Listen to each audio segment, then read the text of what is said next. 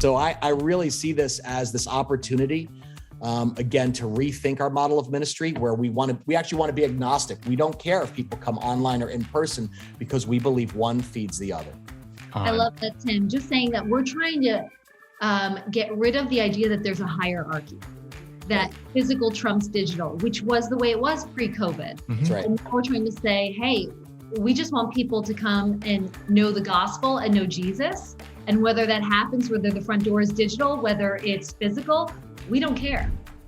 Hey, welcome to Season 3, Episode 11 of the Missional Marketing Podcast. I'm Bart Blair, and it's my privilege to welcome you to this week's episode. If you are new to our show, we just want to let you know that we produce this podcast for the purpose of helping your church grow by leveraging digital marketing and effective communications. We know that the bulk of the people who listen to this podcast, while not exclusively, are church communications directors, church comms professionals, or church comms volunteers, or maybe you serve on a team in a church and communications and marketing just happens to fall on your plate. We know that in a lot of churches, people wear many, many hats. And so we hope that you're finding this podcast helpful with the content that we're creating for you every week. And if you do, make sure that you leave us a rating or review wherever you're consuming, whether that's on your favorite podcasting app or on the YouTube channel. And if you are watching on the YouTube channel and you're subscribed here, make sure that you ring the bell so that you don't miss any future episodes. In fact, wherever you're listening or watching, you should subscribe there so that you don't miss any of the great stuff that we're creating for you. Again, our privilege to do this podcast. One of the things that I've really enjoyed about doing this podcast over the course of the last 2.5 years now is the opportunity that we have to meet a lot of people who Jason and I look up to and we respect in ministry and in marketing. And this episode is no exception to that. In fact, I am a little bit bummed because I'm admitted I'm a lot bummed that I didn't get to actually participate in this podcast. I was having terrible internet issues on the day that Jason and I were scheduled to record this interview. So it's Jason alone. Jason is the CEO of Missional Marketing, and he is my podcast co-host.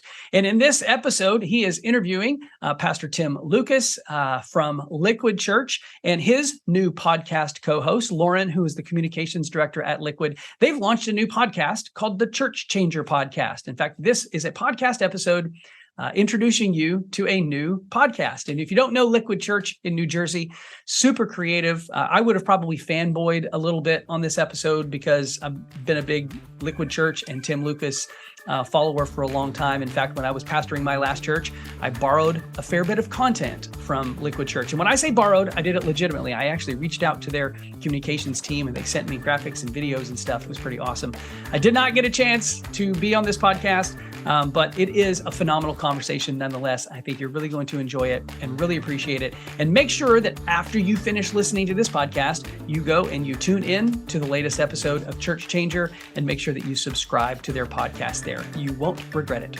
Well, thanks again for tuning in to the Missional Marketing Podcast. We know that you have a lot of choices about the way that you spend your time. A lot of podcasts to choose from, and the fact that you would listen to ours, we're really privileged. So thanks again and enjoy the show. Well, hey, welcome back to the podcast. I have Pastor Tim and Lauren with Liquid Church, and I'm excited about our conversation today and what they're going to bring and what they're going to share with us.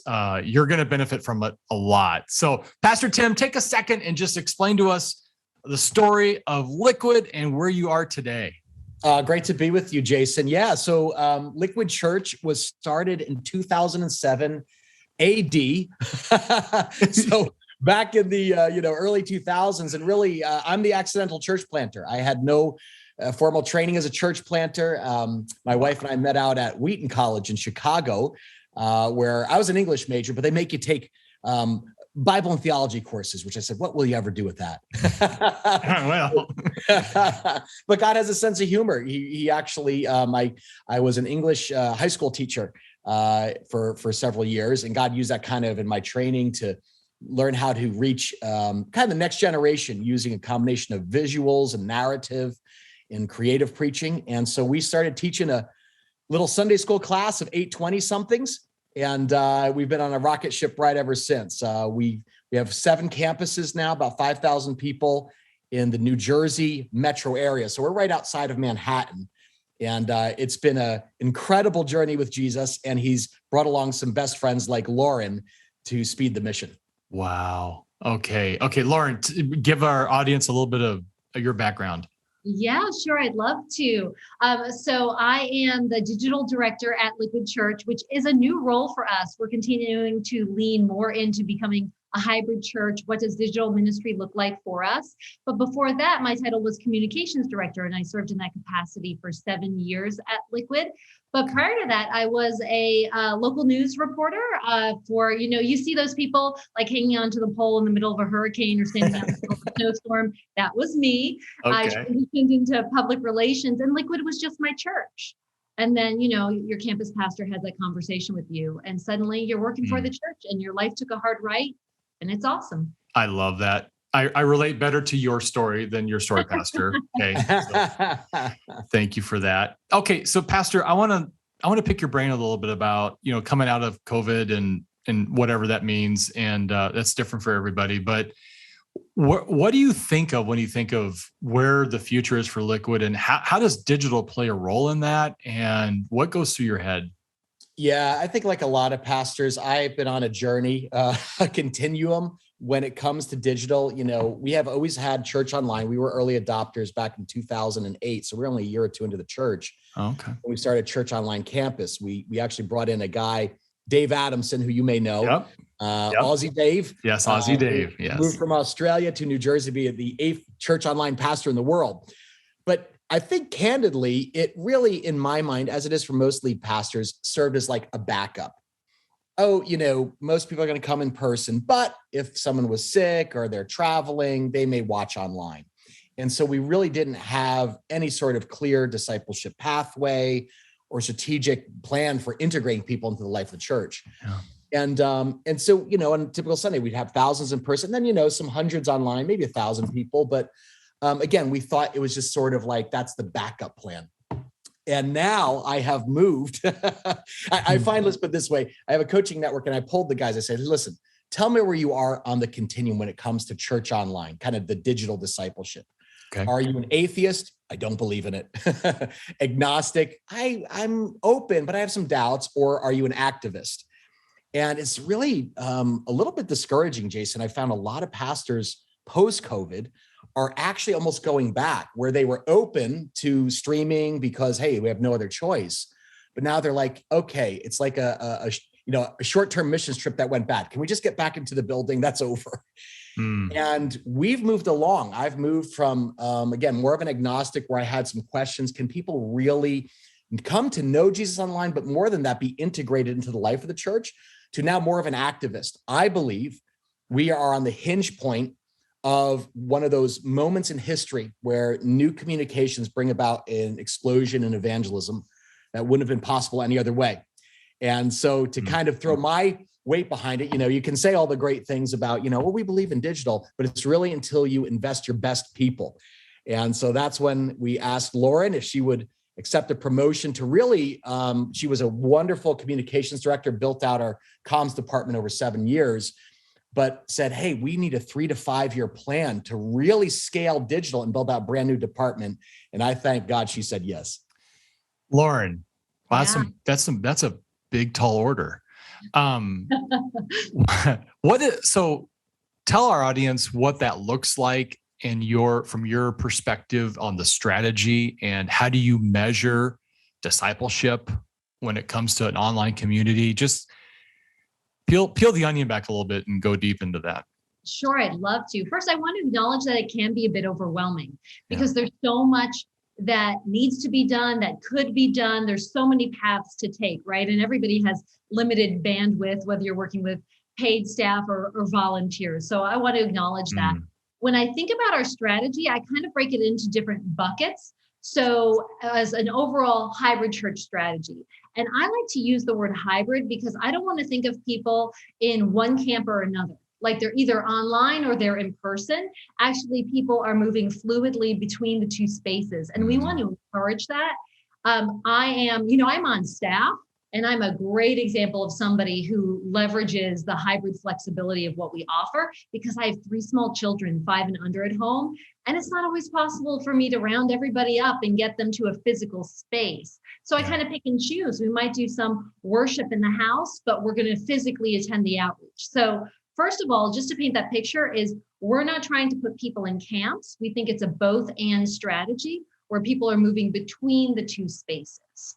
Okay. And then we try to break it into buckets. So one is church online. Yes, what are you actually doing in terms of delivering your Sunday content to your audience? What does that look like? Do you have an on-demand strategy? What is your live streaming like on Sunday? So that's considering service times and platforms, and how are you actually caring for those people? Do you have a dedicated pastor for your online campus? Do you have a campus manager maybe who's helping get people into groups and teams? So that's one bucket of looking at that. But I think in the past, we have thought about anything online as just church online. Like, oh, it's church online, I have a digital strategy.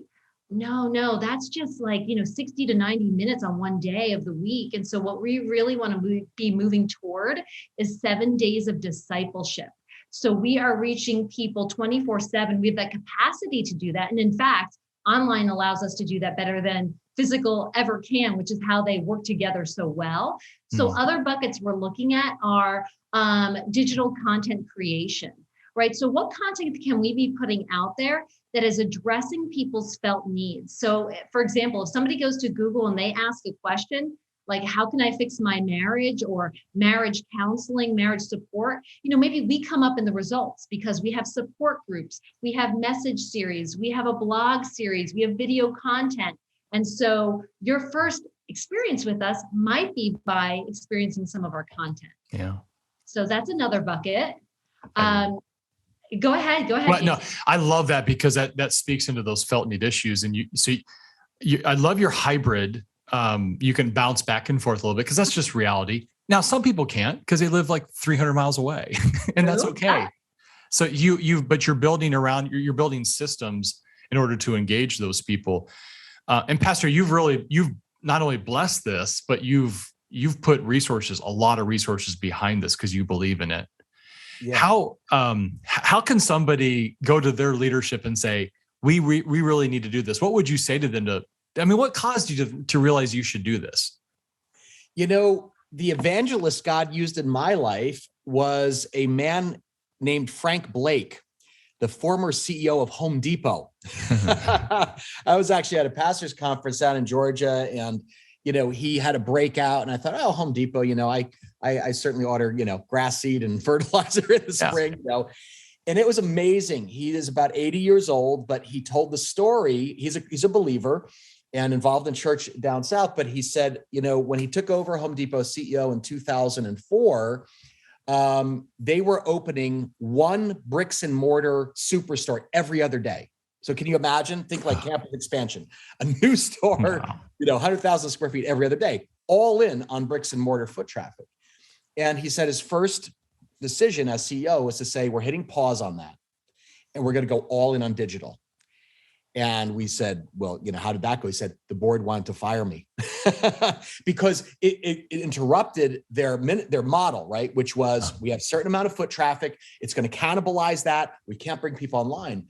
But he made a prediction that if we go all in on digital, and when he says all in, it's not just the funding and the resources, it's giving your top talent. Yeah. So the best minds in the organization, like a Lauren, to say, we're going to put behind that, believing that actually online will drive on-site traffic. And the two do not compete, but actually complement each other. And that gamble at Home Depot over the next 3 years increased their foot traffic in-store 700%.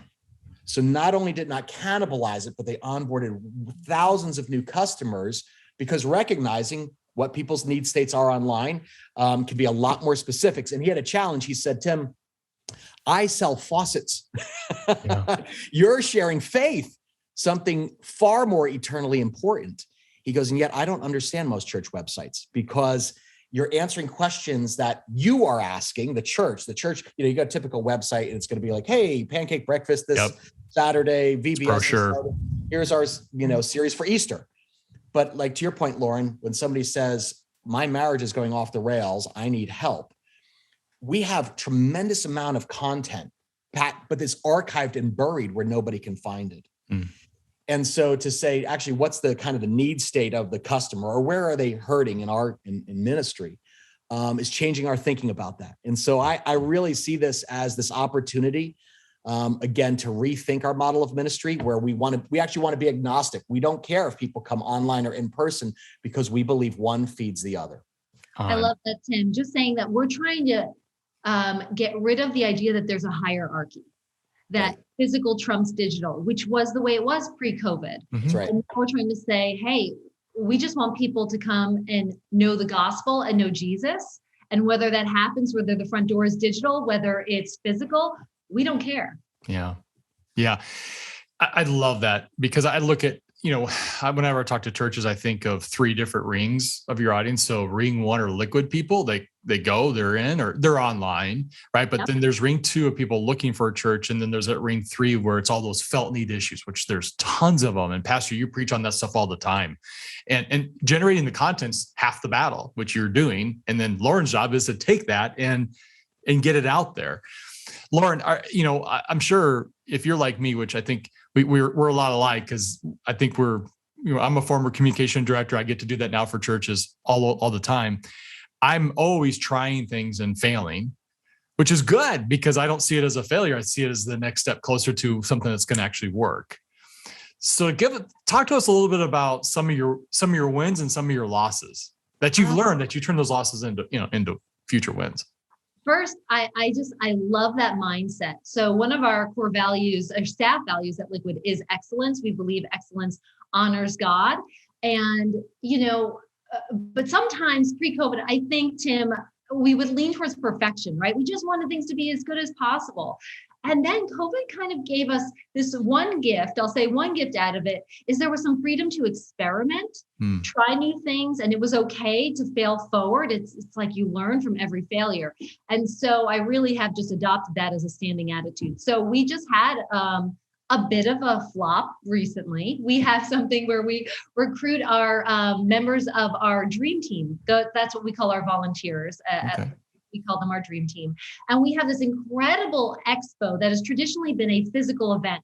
So Tim casts vision in his message, and he cuts the message a little bit short, and then he releases the congregation out into the atrium, and they go into this experiential event where they get to experience all of the teams, interact with team members, have this church's fun moment, and then in that moment make a decision like, yeah, hey, I'm going to sign up to shadow and take a next step and see what that's like, right? And we, in one day, we can convert hundreds of people into a dream team. So we're like, oh, we have to do something like that in the digital space. And so we tried to tell people after the service to stick along with us and break out into like Zoom groups. It just didn't fly. A handful of people came. The interactions were awkward and weird. Now, listen, I think maybe we got 8 signups. It was like 500 in person and 8 digitally. And everybody's like, what a flop. And the team executed with excellence. See, it wasn't because of a lack of preparation. Yeah. They executed with excellence. It just didn't work in that space. And I think, hey, okay, we learned. It's a flop. And now we know we have to recreate it and do something different the next time around and rethink things. So I would just give people, you have permission. You have my permission. Go out there, try things. It's okay if you fail. Hi, Bart Blair here. I'm the producer of Missional Marketing's Church Growth Interviews podcast. On behalf of our entire team, we really appreciate you tuning in. Let me ask you a question. If you're a church leader or a church communications professional, do you know how Google sees your church website? In other words, if people in your community were to Google churches near me or best church in my city or good church nearby, do you know where your church website would show up in those search results? At the top maybe, or somewhere in the middle, or somewhere on page 4? There's a common misunderstanding that if we simply build a great website and we launch it, that Google will somehow work its magic and people will find us online. But there's a bit more art and science to making sure that your church website shows up in the top of those search results. And that science is called local SEO, or local search engine optimization. And at Missional Marketing, local SEO is one of the core services that we provide for churches all across the United States and Canada. And we'd love to help you. If you'd like to learn more, click to our website at missionalmarketing.com and follow the link at the top of the page that says Church SEO. You can request a free local SEO report to see how your church is showing up in Google these days, and you can schedule an appointment to talk with Jason or with me or with one of our other digital strategists to help you decide whether or not a local SEO boost is right for your church. Hey, again, we appreciate you tuning into our podcast, and we look forward to the opportunity to serving you in your church and reaching more people for Jesus. Now, back to the show. Oh, I love that mentality too, because I think sometimes we're so afraid of failure, and that really just holds back any type of growth at all, right? And I think sometimes, well, Pastor Tim, we're going to be more vulnerable. We go, well, the job security is I've got to have a successful event. Otherwise, I may not be here.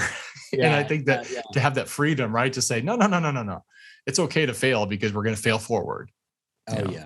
And we're on the bleeding edge, right? I mean, right now it's like, Amazon back in 2001. I think there's something here, but we can't even vaguely imagine what that became by 2020. I think the same thing. Even again, the way that we are even talking now, right? We even make a distinction between church online and church on site. Digital, physical. My kids do not make this distinction. Like, they think that's the funniest thing that I would refer to it online, as if they have friends who are online and some are in person. They're just my friends. And that's because we're our age, right? Generationally, we're immigrants to this, but they're natives. They have grown up with a 8-inch glowing rectangle in front of their face for the last 18 years. And so when I think okay, when they come of age, when we hand the reins over in 10 years, Lauren, I'm thinking of your children, right? Under the age of 5, it's like, oh my goodness, think of 20 years from now. There will not, these tensions that we're wrestling through and stumbling through the murk and the mire, so many of them will be resolved. I do think largely by the marketplace. The church, I don't know if you have found that, Jason, but it just seems the church is often 20, 30 years behind the marketplace, which is light years in digital. You might as well just be in the Stone Age. Yeah, that's it. And that's why Frank Blake really resonated with me, because I thought, wow, they're figuring this out, and not all of that transfers. Obviously, church is not a business or an organization. We're an organism, and it is more organic. But people now, when you remove friction and give them the opportunity to move fluidly back between two, they never go back. So when I, hear guys kind of be moaning and saying, oh man, people won't volunteer as much, or they're not as, it's like standing against a tsunami with a toothpick of, back, you go back of this digital tsunami of change that's coming. It's like the horse is out of the barn and it's surfs up. So let's get our surfboards and surf what God's doing. Embrace it, or you're going to eventually die. Your church is going to close down. We've had so many conversations with churches going, they're trying to figure out how to grow younger, but they won't do what you're doing. They won't take those risks and put the resources, the money behind it. So it's fascinating. It's really good advice, I think, for anybody listening to this, is your leadership has to make that call, right? They've got to put everything behind it. I do think that's one of the biggest challenges people face, is some members of an organization, they might be on board with this, but without the senior leadership giving the digital ministry its blessing, they have their hands tied, right? Yeah. You need organizational alignment. You need resourcing. You need staffing. And I say to everybody, hey, it's okay to fail. Well, I wouldn't be saying that if Tim was saying, no, it's not, right? He's my boss. So you need to have the senior leadership on board, and then they actually help to cast that vision for the entire organization so we can move forward together, as opposed to having this friction even internally. Oh, it frees you up for sure. Okay, let's turn the corner. Let's talk about this Church Changer podcast. Tell me a little bit about that. Yeah. So we have a ministry that really is more oriented to just serving the local church. We've just found at Liquid, and again, we're in the Northeast, and you have a name like Liquid Church. It's kind of an odd name. People think you're a cult or a drinking fraternity, but we named it Liquid for a simple reason. Jesus calls himself the living water. So we just believe, hey, church should be refreshing. We're in a very spiritually dry place, but there's a lot of thirsty people. And so as we've reached over half of our congregation, actually, we've baptized about 2,700 people in the life of our church. And so we have a lot of new believers. And so when other churches come to us and say, hey, we want to reach our neighborhoods, our community in the Northeast or in Boston or wherever it is, we said, wow, we're getting a lot of these requests and we're learning from each other, sharing best practices. And so we said, we're non-denominational. Could we just kind of start a little bit of an informal network? And so we started out with a coaching network where I meet with lead pastors once a month over 9 months, kind of drilling down on some of these systems, the evangelism system and simulation, all these things. And what that kind of developed is we said, boy, there's a lot of content and there's a lot of demand for it. And so then we said, Lauren, what if we did a podcast and use your incredible skills as a former journalist and host, and you've got an amazing radio voice. And so Lauren said, I'm up for that challenge. And so it's been thrilling. The Church Changer podcast. When did we launch it, Lauren? We launched in April of this year. So we're still in season 1. Okay. I think we just recorded episode 8. We're doing one a month right now. And it's been a ton of fun. I really love this. This is something definitely we're going to be continuing with. Yeah. We had Dave Adamson on a few weeks ago, and again, interviewing him kind of about his book, Meta Church, which is really kind of like the digital discipleship Bible. As far as I'm concerned, it's very comprehensive. It's for churches of any size. Again, because it's not about having, and I think that's an important caveat, right, Jason, is yes, you want the full weight, ideally, of leadership behind it, putting resources, financial, staffing.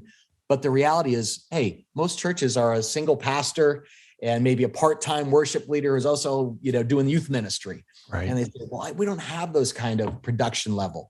Right. Highly personal beats highly produced any day of the week. Mm-hmm. And so it was so fascinating interviewing Dave, because he was talking with a pastor who was really bemoaning. He said, we put our live stream on Facebook, we got 20 views, and he was feeling discouraged. And he said, just live stream when you're taking your dog for a walk, live stream on YouTube and pray for people. And he said, all right. So he took his dog for a walk, and sure enough says, I'm feeling a little discouraged, honestly, right now during COVID and, people not reaching. And if I'm feeling a little bit discouraged, you probably are too. How can I pray for you? And basically walked his dog for 45 minutes and people log on and it was like, oh, hey, Lauren, how can we pray for you? Oh, your kids. Oh, let me pray right now for Lauren. Jason, how can we? And he just kind of did that live. Wakes up the next day, his YouTube live stream had been viewed 17,000 times. Yeah. Wow. And the lesson out of that we learned again through this Church Changer interview is that not only does highly personal always beat highly produced, when you think of broadcast, the beauty of the internet is actually the ability to narrowcast. Yep. Be hyper local in your ability to reach your neighborhood, your community. So, just to encourage your listeners and those pastors who are out there say, oh, I can't start with all that. Start really small. Yeah. Your community best. You have something that, Craig Rochelle, Andy Stanley, Tim Lucas, anybody else, God put you there and equipped and anointed you to do that. And so I think that's going to be part of the future. It's not the broadcast like, hey, let's reach, all the, the states. We're on the East Coast. Let's reach everybody on the West Coast. I think it's like hyper localized. How can we use a digital strategy to complement our in-person strategy and really saturate our cities for Christ? Yeah, I always do the upside down funnel. Right. Yeah. If you reach just a few people, and I have a pastor friend of mine who he and his wife, not every day, almost every day, they'll take an hour and they'll boost a post on Facebook to say, we want to pray for you right now. Wow. So he gets a prayer request from somebody. They actually he and his wife record it and send it to him. And it's instant feedback. So now they have a dialogue, and now they're ministering to somebody and they invite him to church. I mean, I'm like, brilliant. Amazing, right? You spent $20. It's high touch, high tech, right? It's not one replacing the other. One is really fueling the other.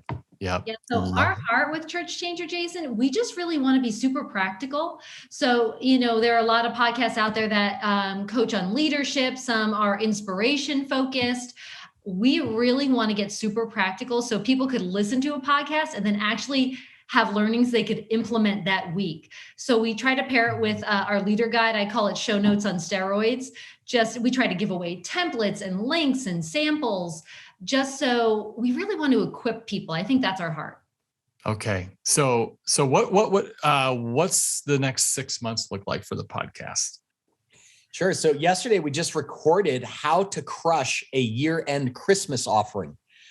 And, most in church world, most people realize, hey, 20% of your budget comes the last 4 weeks of the year. And, a lot of pastors, hey, here's our strategy. Fingers crossed, praying. We finish strong. And of course, prayer is always the first priority. But we find the Holy Spirit shows up when there's prayer and planning, particularly months in advance. And so, Lauren, you always would push me in this. I'd see an invitation from Lauren in my calendar. Summer, yeah. For Christmas in July. And I would walk into the meeting and Lauren's, got her, Santa Claus, Mariah Carey hat on, and it's Christmas in July and we're planning for December. And I'm like, really? What do we really? But it's remarkable the level of forethought and care you can put in. Earlier on, we find the Holy Spirit just puts his hand on that. And so what we did is we kind of did an interview with some pastors who've been through the Church Changer Coaching Network. And saw their year-end giving. They were trying to raise $180,000 and were able to do $360,000 because they stopped seeing it as fundraising, but more of a faith-raising journey for the congregation. So participation. Exactly. So that's one of the things that we're doing. Lauren, you can probably speak to the editorial calendar for the next few months. Yeah. And then we're talking about how to turn a new guest into a regular attender. We have that coming up. We have an interview scheduled with a wonderful gentleman, Art Pereira. We're going to talk about discipling the LGBTQ plus community and loving them well in the church. Yeah. So we've got a lot of new things coming up and trying to, make sure that every month touches on something different, but that really applies to everybody in ministry. You don't have to be a lead pastor for the content to be applicable to you. Yeah. Oh, I love that. What a gift to the church community. You guys have a huge heart. Well, a lot, like you said, Jason, a lot of it is just sharing your failures. Right, Lauren? We had to pay the stupid tax. Yeah, exactly. Like we paid the stupid tax. Let's save you if we could, because it really is. A lot of it is. I find our plan A is rarely God's plan A. In fact, usually we have to fail at plan A, B, and C before we get to God's plan A. So we're always like, can we fail as quickly as possible to get there? You got it. I'm with you. Well, how do people tune into the podcast? Lauren, you can probably give all the information on that. Absolutely. So if you wanted to go to our website, it's churchchanger.com or churchchanger.com/podcast will get you right there. All our content is there. But of course, we're everywhere that people listen to their podcasts. You can find us on Apple, Spotify, Google, wherever people enjoy listening to podcasts, they can find us there. And if somebody wants to shoot us an email, I'm answering all the emails. So info@churchchanger.com. If you have a question for me, please reach out. That's what's so exciting. When you launch a podcast, of course, you're like, how many people listened? Let me check the downloads. Yeah. But the most exciting part is when I have those one-on-one conversations with people and they reach out because something spoke to them or they have a question or they want a little bit more information or we're kind of relating on something. That is so much fun. Yeah. Okay. Well, before we wind this down and end it, I'm going to ask you each to give us kind of a lasting thought or comment. I'll start to give you a second here to think of one, but what comes to my mind, church, is that we're all on the same team. Yeah. We have one mission, is make Jesus famous, and we want people to know and follow him. And so I think utilizing a lot of these techniques that Liquid Church is doing, and plus other churches that are doing this to kind of, I like the hybrid model. And that's really where our where it's going. We're already there with big boxes like Home Depot and everything we experience. It's all about just, we shop sometimes, we go to the grocery store, other times we're on Amazon. Yeah. It doesn't mean that the church has to be in-person only or online only. There is a hybrid to the two. And the church that can understand that and pivot to that is going to find themselves in a more successful place. But it definitely is the Spirit leading us. So Pastor Tim, give us your parting shot on what's a good nugget we need to take away with. Yeah, I'm right with you. I would just echo that. I would encourage and challenge pastors to put away their binary bias, right? Either or, physical or digital, or it's a both and in my book. And when you get the both and, it really moves you out of that corrosive mentality that it's a competition, but they actually complement each other. And I think that's a metaphor for the larger kingdom. That's the heart behind Church Changer. We sign off every podcast. We say, hey, change is inevitable. Irrelevance is not. So let's put aside our egos and our logos and do something great for God together. I think when we do that, I'm very bullish on the future of the church. It has survived so many things. And in fact, whenever there's been a technological invention, from the printing press to, to the bleeding edge letter writing of Paul's day, the church has flourished. So yes, right now we are in a season that I think has people, there's some confusion. There's a little bit of just feeling, disoriented. Disorientation can be good. And that's how we're kind of leaning into it. Now I'm preaching to myself here, by the way. I have to preach that to myself every day. So I'd encourage the pastors, preach it to yourself, convert your own heart before you go out and try to convert your staff or anybody else. Oh, that's awesome. So Tim, mine dovetails on yours, the tail end. I would say I'm very optimistic. I feel very encouraged about the season that we're in, which I think a lot of people, they feel down, they feel weary, they don't like the direction things are headed. And if they could just get back to 2019, that would be wonderful, right? So we're still lamenting what we've lost and haven't been able to move past that. And I would just say, this season is filled with so much opportunity, and that is reason to be optimistic. The idea that we could go out into all the world in a second with our message is incredible. So don't be fearful of technology. Think about the ways that it could serve you. And even if you're a small local church, you can serve your neighbors and your community using technology.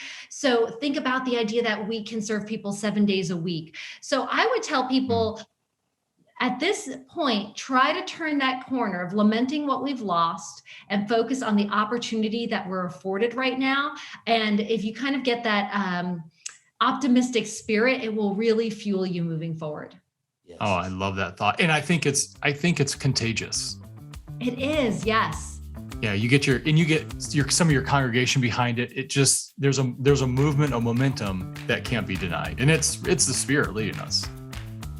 Absolutely. And you get to fuel that too. Like when Tim is optimistic, he gets to pass that down and it trickles down to the whole staff too. So think about that for your organization as well. Great advice. Well, I appreciate you guys. Thank you so much for carving out a few minutes. I know you guys have a lot on your plate, so this has been very rewarding for me, and I know our listeners as well. So thank you. We're so glad, Jason. It's been a joy to visit with you, and we think the world of the Missional Marketing family. And thank you for being a thought leader as well for the global church. Yeah, it's been so much fun. Thank you for having us. All right.